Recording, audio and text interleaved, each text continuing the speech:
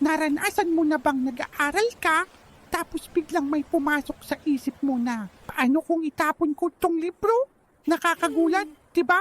Ito ang tinatawag na intrusive thoughts. Isipin mo ang utak natin ay parang isang sim na maraming ginagawa.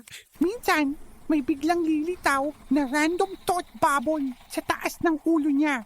Hindi ito wish o desire ng sim mo. Isa lang itong random idea. Ganyan din sa atin. Ang intrusive thoughts ay parang spam email sa utak natin. Hindi ibig sabihin na masama kang tao dahil dito. Normal lang to at nangyayari sa lahat. So anong gagawin mo? Huwag kang matakot o labanan ng isip mo. Kapag lumitaw ang thought bubble na, yon, tingnan mo lang, sabihin mo sa sarili mo, isang intrusive thought lang pala.